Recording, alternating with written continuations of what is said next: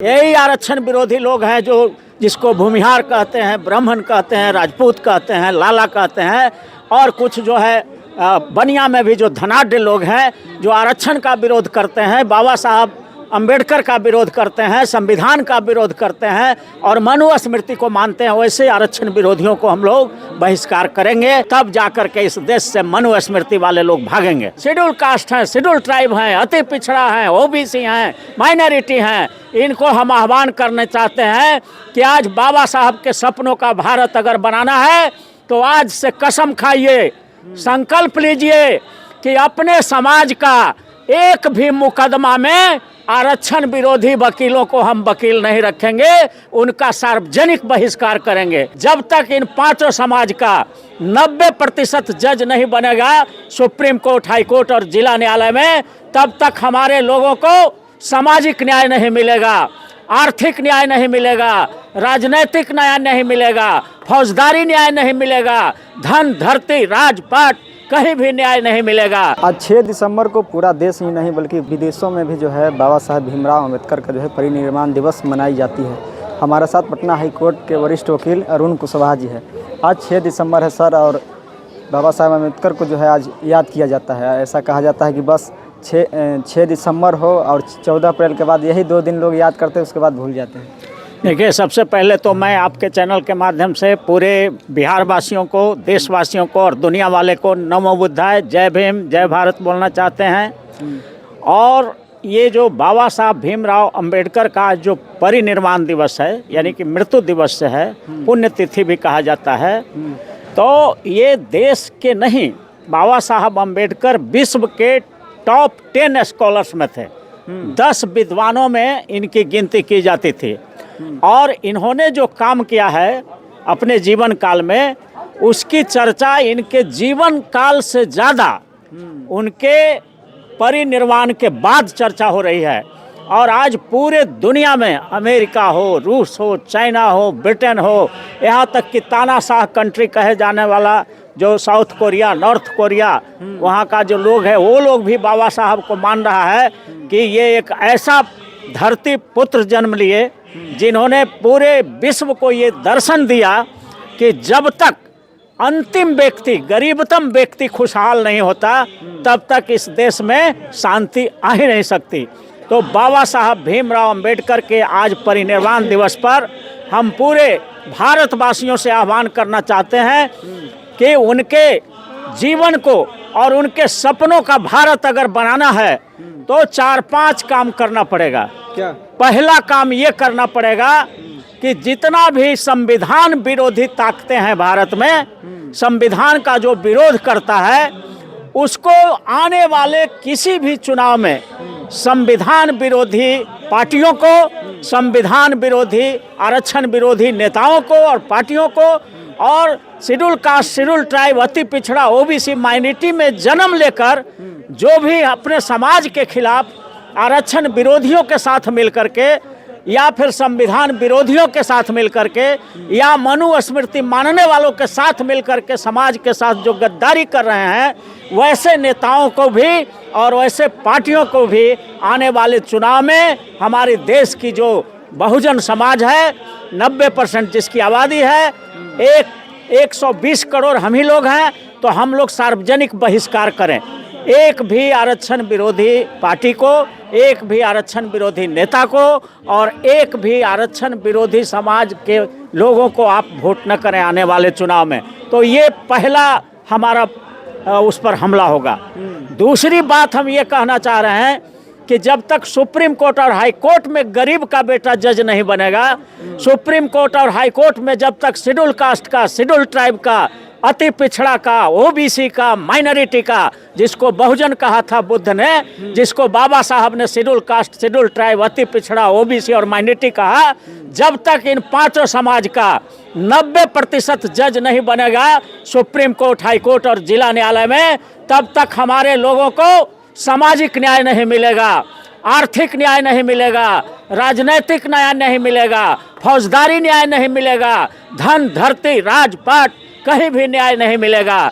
इसलिए हम आह्वान करते हैं देश के 120 करोड़ जो हमारे बहुजन समाज हैं, शेड्यूल कास्ट हैं, शेड्यूल ट्राइब हैं, अति पिछड़ा हैं, ओबीसी हैं, माइनॉरिटी हैं, इनको हम आह्वान करने चाहते हैं कि आज बाबा साहब के सपनों का भारत अगर बनाना है तो आज से कसम खाइए, संकल्प लीजिए कि अपने समाज का एक भी मुकदमा में आरक्षण विरोधी वकीलों को हम वकील नहीं रखेंगे, उनका सार्वजनिक बहिष्कार करेंगे।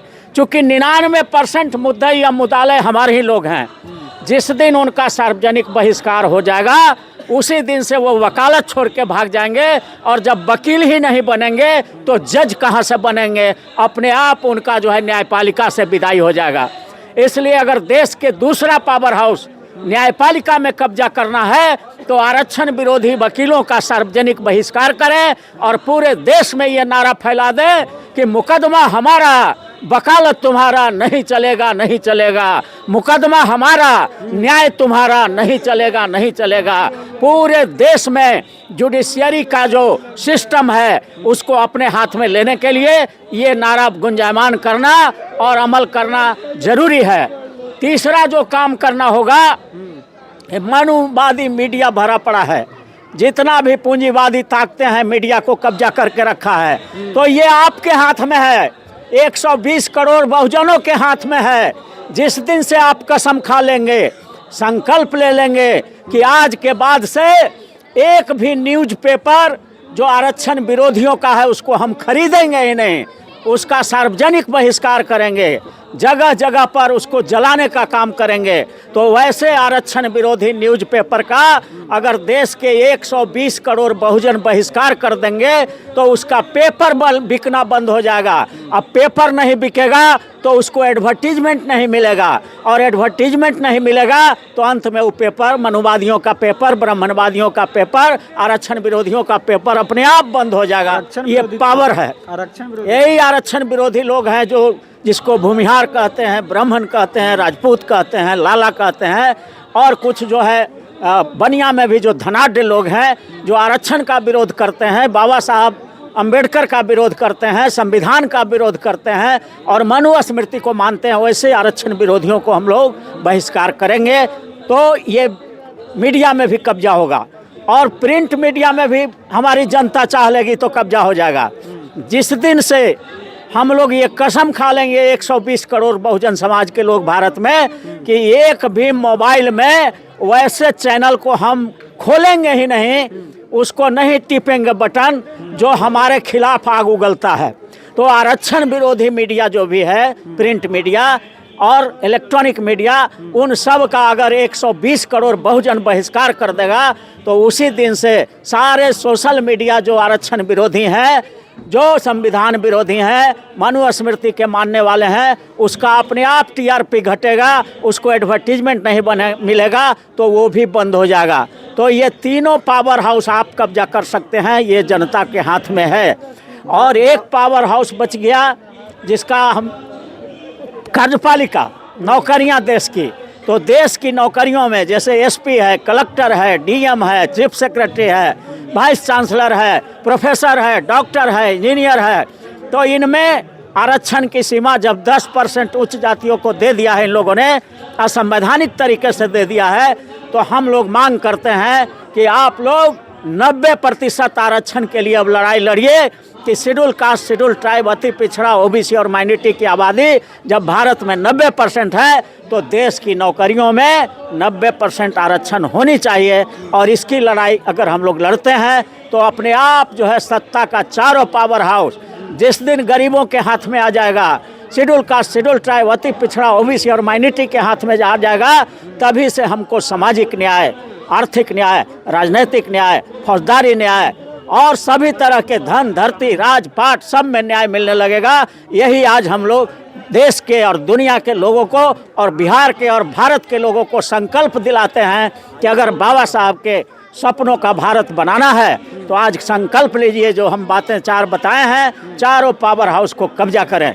कहा जाता है कि बस 2 ही दिन बाबा साहब को याद किया जाता है, एक 14 अप्रैल को और आज के दिन यानी 6 दिसंबर को, उसके बाद फिर लोग अपने नहीं, ऐसी बात नहीं है। बाबा साहब भीमराव अंबेडकर हर दिन जिंदा हैं, हम लोग तो देखते हैं संविधान दिवस पर भी उसी तरह से कार्यक्रम होता है। संविधान दिवस पर भी पूरे दुनिया में होता है।